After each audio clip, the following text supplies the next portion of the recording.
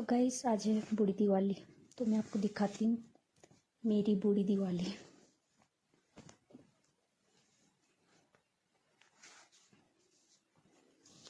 त्यौहार की जो एक्साइटमेंट होती थी, जो खुशियाँ होती थी, अब शादी के बाद वो चीज़ नहीं नज़र आ रही है, क्योंकि हमारी एक्साइटमेंट और खुशियाँ दिन भर के काम काज में ही ख़त्म हो जाती है।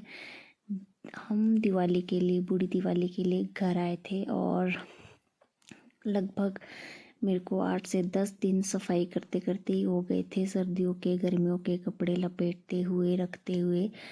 और फाइनली बूढ़ी दिवाली भी आ गई थी और मेरी सफाई ख़त्म नहीं हुई थी। रोज़ ऐसे लग रहा था जैसे काम ख़त्म होने का नाम ही नहीं ले रहा है। तो आज है बूढ़ी दिवाली और सुबह 7 बजे से लेकर मेरे ऊपर वाला ही फ्लोर ख़त्म नहीं हुआ है सफाई करके। मैं लगी हुई थी सुबह 7 साढ़े 7 बजे से लेकर सफाई करने। एक जगह से सामान निकाल रही थी तो दूसरी जगह भर रहा था, दूसरी जगह भर रहा था। तो मतलब ऐसे ही चल रहा था पूरे दिन। बड़ी मुश्किल से काम ख़त्म हुआ तो कपड़े धोने के लिए लगा दिए थे मैंने। सुबह सुबह धोए मेरी सास ने, मैं बाकी काम कर रही थी, क्योंकि जिधर भी देखो हर जगह घर में गंदा पड़ा हुआ था, तो सारा काम करना था। फिर सबसे पहले मैंने बनाया सुबह नाश्ता।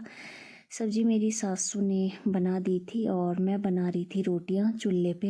मेरे से नहीं बनती है, जल जाती है बहुत ज़्यादा रोटियां मेरे से, लेकिन फिर भी चूल्हे पे बनाना मुझे अच्छा लगता है। तो हम गांव में अक्सर चूल्हे पे ही रोटियां बनाते हैं। तो मैं कोशिश करती ही रहती हूँ कि चलो कभी ना कभी तो अच्छी बन ही जाएगी। तो सुबह का नाश्ता बनाया, फटाफट से आग जलाई। सफाई भी मैंने उसके बाद ही की, क्योंकि पूरे घर की सफाई करनी थी। तो मैंने सोचा क्यों ना पहले रोटी बना लूँ और उसके बाद ही सारी सफाई करूँगी, तब एक साथ सारी सफाई हो जाएगी। तो मैं रोटियां बनाऊं और ईवा मेरे पास मदद करने ना आए, ऐसा हो ही नहीं सकता था। जैसे ही मैंने रोटियां स्टार्ट की, ईवा मैडम भी आ गई थी कि मैं भी आपकी मदद करूंगी, मुझे भी रोटियां बनानी है। तो यहाँ पे ये बातें सुना रही, इसकी बकवास ही ख़त्म नहीं होती। और साथ में इसका चाचू इसको परेशान कर रहा है, डरा रहा है चिमटे से कि नाक खींच लूँगा तेरी। तो ईवा बहुत ज़्यादा रो रही थी। फिर हम दोनों ने फटाफट से जैसे तैसे करके रोटियों का काम ख़त्म किया और फिर से हो गई सफाई की बारी शुरू। तो यहाँ पे छोटे बच्चे के साथ आपको पता ही है कि सफाई भी किस तरीके से होगी। मैं और ईवा यहाँ पर सफाई करते हुए भी लड़ रहे, क्योंकि ईवा सफाई नहीं करने दे रही। ईवा झाड़ू मेरे से ले रही है कि मैं आपकी मदद कराऊंगी, मुझे भी काम करना है। तो बस सफाई भी हमारी ऐसे ही जैसे तैसे करके निपट ही गई ईवा के चक्कर में। तो उसके बाद मैं आ जाती हूँ अपने कमरे में, जो कि बहुत ज़्यादा गंदा पड़ा हुआ था, समेटने को था। तो फटाफट से पूरे कमरे की डस्टिंग की, क्लीनिंग की, झाड़ू पोछा किया। उसके बाद की दूसरे कमरों की सफाई सफर। और अब चलते हैं नेक्स्ट।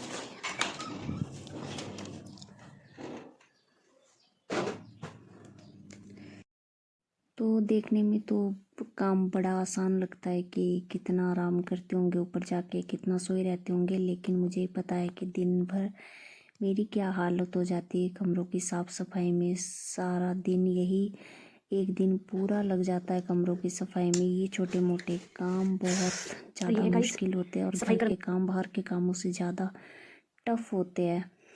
तो फाइनली बड़ी मुश्किल से मेरे 11-12 बजे तक ये सारा काम ख़त्म होता है, लेकिन कपड़े समेटने को फिर भी ऐसे ही थे। ये मैंने भी छोड़ दी क्योंकि मैं बहुत ज़्यादा थक गई थी। तो आज पूरा दिन भर ऐसे ही चलेगा और फिर इसके बाद हम बनाएंगे मूढ़ा शाकुली। ये तो 12-1 बज गए थे। मैं भी फटाफट से फिर नहा गई, क्योंकि फिर धूप चली जाती है और मौसम ठंडा हो जाता। हमारे यहाँ पे काफ़ी हवा चलने लगती है। तो आज मैं ट्राई कर रही थी अपनी आईब्रो बनाने का, क्योंकि आईब्रो नहीं बनाई थी, काफ़ी टाइम हो गया था। बड़ी सेटिस्फेक्शन सी हो जाती है जब आप कोई नया काम शुरू करते हैं। फिर उसके बाद थोड़ी देर दिन में रेस्ट करने के बाद, दीवा को सुलाने के बाद, शाम को फिर से बारी आ जाती है किचन में जाने की, और जहाँ पे मैं और मेरी सास कर रहे हैं शाम के खाने की तैयारी। तो फाइनली यहाँ पे चाची सास वगैरह भी आ जाते हैं, जो खाने में हम सब मिलकर रात का खाना बना रहे हैं। हमारे बनते हैं बूढ़ी दिवाली में बेडोली, गुलगुले और बहुत सारी पहाड़ी डिशेस जिसमें मूड़ा शाकुले वगैरह होता है। मैंने थोड़ी सी मोमबत्तियाँ जलाई और बच्चे फोड़ रहे थे पटाखे। फिर उसके बाद हम गए छत पे पटाखे फोड़ने। तो चाचा जी ने पटाखे लाए थे और मैंने इस बार बहुत सारे पटाखे फोड़े। सारे पटाखे मैक्सिमम मैंने ही फोड़े।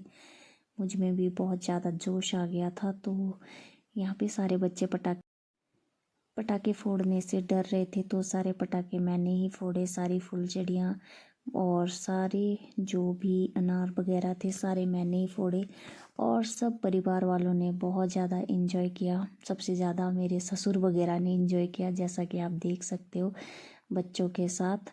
और व्योम ने भी यहाँ पे फुलझड़ी जलाई। इसने भी बेचारे ने पहली बार फुलझड़ी जलाई और बच्चों से ज़्यादा तो यहाँ पे बड़े फुलझड़ियाँ जला रहे थे क्योंकि सारे पटाखों से डरते हैं।